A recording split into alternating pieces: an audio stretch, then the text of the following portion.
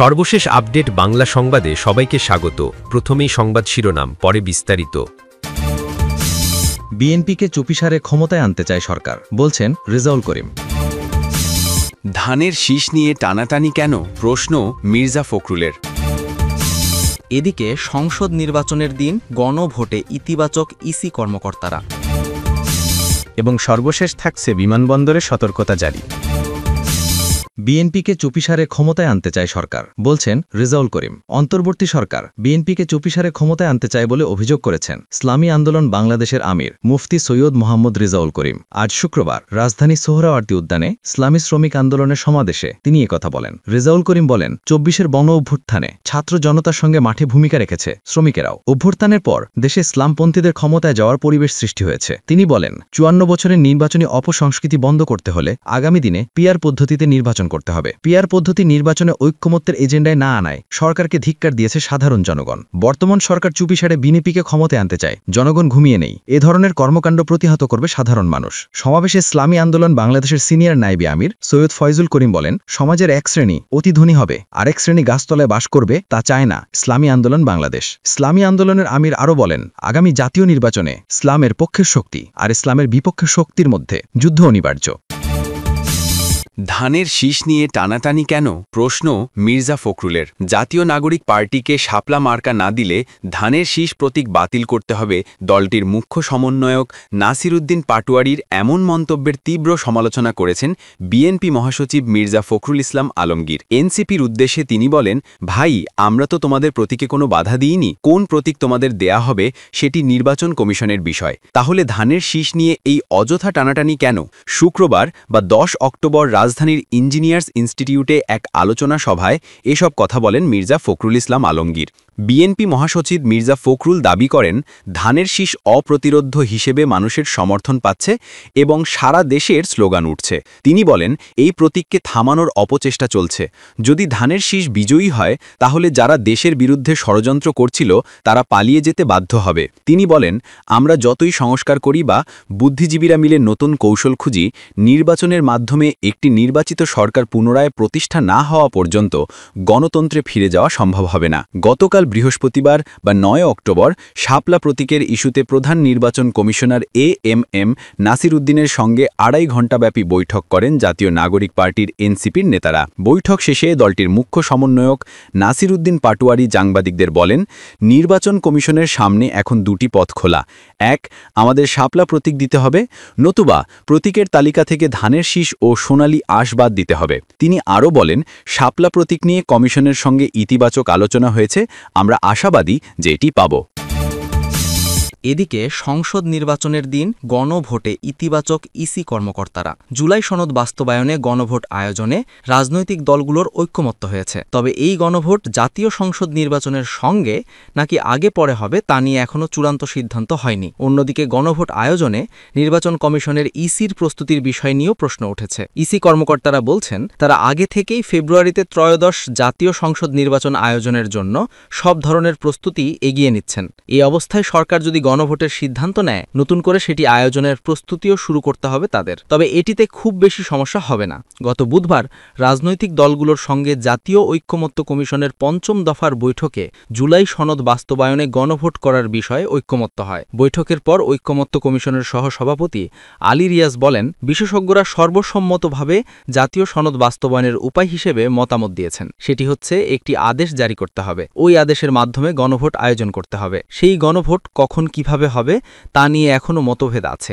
কোনো দল সংসদ নির্বাচন ও গণভোট একদিনে করার প্রস্তাব দিয়েছে। জাতীয় নির্বাচনের ১ মাস আগে গণভোট করার প্রস্তাবও এসেছে। অবশ্য এর আগে নির্বাচন ব্যবস্থা সংস্কার কমিশনের পক্ষ থেকে গণভোটের বিধানটি আগামী সংসদে উত্থাপন করে পাশ করানোর সুপারিশ করা হয়েছিল। নির্বাচন কমিশনার আব্দুর রহমান এল মাসুদ গণমাধ্যমে বলেন, এই মুহূর্তে গণভোটের বিষয়টি নির্ভর করছে পলিটিক্যাল কনসেনসাসের ওপর, অর্থাৎ রাজনৈতিক সমঝোতার ওপর। গণভোটের সিদ্ধান্ত রাষ্ট্রীয় ব্যাপার, সরকারের ব্যাপার। ব্যাপার। সরকার যদি মনে করে গণভোট করবে তাহলে আমরা গণভোট ইনশাল্লাহ করতে পারব। তবে সংসদ নির্বাচনের সঙ্গে একসঙ্গে গণভোট হলে বড় ব্যয় সাশ্রয় হবে জানিয়ে তিনি বলেন, এত ব্যয়বহুল কাজ 2 দিনে করাটা কঠিন হবে। কাজেই সরকার যদি সিদ্ধান্ত নেয় আমাদের কোনো বিষয় নাই। 2 নির্বাচন একত্রে করলে অনেক টাকা বেঁচে যায়। ফেব্রুয়ারিতে 2 নির্বাচন একসঙ্গে করা সম্ভব, সেটাই ভালো হবে। ত্রয়োদশ জাতীয় সংসদ নির্বাচন সামনে রেখে প্রায় 2,500 কোটি টাকার ব্যয়ের হিসেব দিয়েছে ইসি। 12,63,00,000-এর বেশি ভোটারের সংসদ নির্বাচনে থাকবে 40,000-এর বেশি ভোট কেন্দ্র। সেখানে ভোটকক্ষ থাকবে 2.5 লক্ষাধিক। প্রথমবারের মতো প্রবাসী বাংলাদেশিদের ভোট নেওয়ার আয়োজন হচ্ছে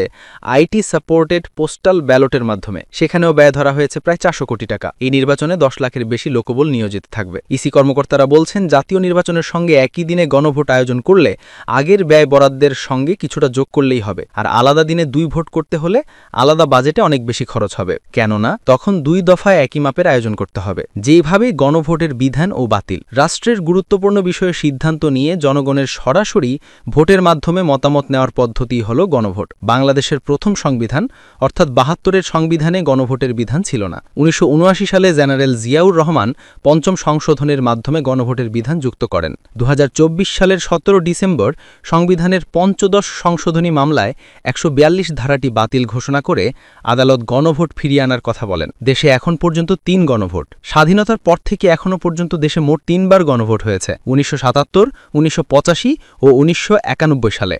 এর মধ্যে 1977-এ 30 মে প্রথম গণভোট হয়েছিল রাষ্ট্রপতি জিয়াউর রহমানের সময়। 98.8% হ্যাঁ ভোট এবং 1.12% না ভোট পড়েছিল। 1985 সালের 21 মার্চ দেশে দ্বিতীয়বার গণভোট হয় রাষ্ট্রপতি হুসেন মোহাম্মদ এরশাদের সময়। এতে 94.11% হ্যাঁ এবং 5.50% না ভোট পড়ে। সর্বশেষ 1991 সালের 15 সেপ্টেম্বর সংবিধানের 142-এর 1 ক অনুচ্ছেদ অনুযায়ী তৃতীয়বার গণভোট হয়। ভবিষ্যতে দেশে কোন ধরনের সরকার পদ্ধতি চলবে তা জনগণের কাছে জানতে চাওয়া হয়েছিল। সেবার ভালো ফলাফল পাওয়া যায় বলে অনেকেই মনে করেন। সেবার 84% হ্যাঁ এবং 15.62% না ভোট পড়েছিল। আইন সংশোধন নিয়ে প্রশ্ন। আদালতের রায়ে গণভোট ফিরলেও সংবিধানে এ সংক্রান্ত বিধানটি স্বয়ংক্রিয়ভাবে পুনর্বহাল হবে কিনা তা নিয়ে প্রশ্ন রয়েছে। ক্যাননে জেনারেল ক্লজ অ্যাক্ট 1897-এর 6 ধারা অনুযায়ী কোনো আইনকে পুনর্জীবিত করতে হলে সংসদে আইনটি পাশ করানোর দরকার হয় বলে নির্বাচন ব্যবস্থা সংস্কার কমিশনের ভাষ্য। অবশ্য সংসদ বিষয়ক গবেষক ও চট্টগ্রাম বিশ্ববিদ্যালয়ের সাবেক অধ্যাপক নিজামুদ্দিন আহমেদ বলেন, সুনির্দিষ্টভাবে 4টি আর্টিকেলের বিষয়ে গণভোটের বিধান রয়েছে। আইনগত কোনো বাধা নেই। হাইকোর্ট তত্ত্বাবধায়ক সরকার সংক্রান্ত মামলার রায়ে গণভোট ফেরানোর কথা বলেছে। সরকার চাইলে জনমত যাচাইয়ের জন্য গণভোট করতে পারে। নির্বাচন কমিশনার আব্দুর রহমান আল মাসুদ গণমাধ্যমে বলেন, গণভোট আয়োজনে আইনগত কোনো সমস্যা থাকার কথা নয়। সরকারে বা ঐক্যমত্য কমিশনের সিদ্ধান্ত হলে বাস্তবায়ন করা যাবে। একদিনে 2 ভোট কি বলছেন বিশেষজ্ঞরা? একসঙ্গে সংসদ নির্বাচন ও গণভোটের সম্ভাব্যতা নিয়ে মত দিয়েছেন নির্বাচন কমিশনার আব্দুর রহমান আল মাসুদ। তিনি বলেন, 2 নির্বাচন একদিনে হলে ভোট কেন্দ্র, ভোটার, রিটার্নিং অফিসার, ভোট গ্রহণ অফিসার সবাই একই থাকবে। শুধু 2টো ব্যালট পেপার, একটা জাতীয় নির্বাচন আর একটা গণভোটের। আবার পরিশ্রম, লোক নিয়োগ আর আয়োজনও একবারে করা যাবে। নির্বাচন ব্যবস্থা সংস্কার কমিশনের সদস্য আব্দুল আলিম বলেন, দ্রুত সিদ্ধান্ত হলে ইসির জন্য এটা বেশি চ্যালেঞ্জিং হবে না। তার মতে এই কাজে জনসচেতনতা প্রচারও চালাতে হবে। স্থানীয় গভর্নমেন্ট নির্বাচনে 3টি ব্যালট পেপারে ভোট দেওয়ার অভিজ্ঞতা মানুষের রয়েছে। ফলে এবার সংসদ নির্বাচন আর গণভোট একসঙ্গে হলে ভোটারদের বোঝাতে সমস্যা হবে না। পৃথিবীর অনেক দেশেই সাধারণ নির্বাচনের সঙ্গে গণভোট হয়, সেই কথা তুলে ধরে অধ্যাপক নিজামুদ্দিন আহমেদ বলেন, জাতীয় নির্বাচনের সঙ্গে গণভোট দেওয়াই এখন সবচেয়ে সহজ উপায়। একসঙ্গে হলে মানুষের কনফিউজড হওয়ার সম্ভাবনাও কমবে। নির্বাচন কমিশনের সাবেক ভারপ্রাপ্ত সচিব মিহির সারোয়ার মোর্শেদ 1991 সালে গণভোট আয়োজনে নিজের যুক্ত থাকার অভিজ্ঞতা তুলে ধরে বলেন, ওই গণভোট দ্বাদশ সংবিধান সংশোধনী বিল নিয়ে হয়েছিল জাতীয় নির্বাচনের পর। রাষ্ট্রপতি শাসিত সরকার থেকে সংসদীয় পদ্ধতির সরকার ব্যবস্থায় ফেরা নিয়ে সেই গণভোট হয়। তবে এবার একসঙ্গে করা গেলে ভালো হবে।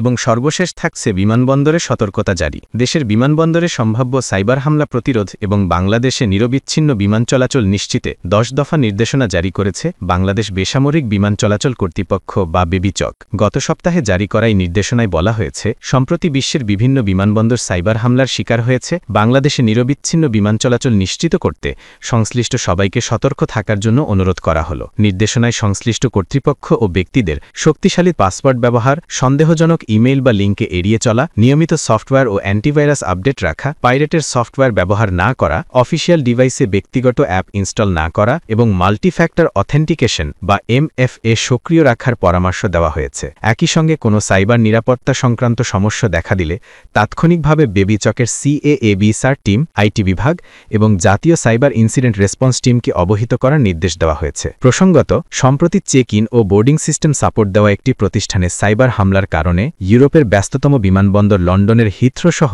বেশ কয়েকটি বড় বিমানবন্দরের কার্যক্রম ব্যাহত হয়। এতে অনেক ফ্লাইট বিলম্বিত ও বাতিলও হয়েছে।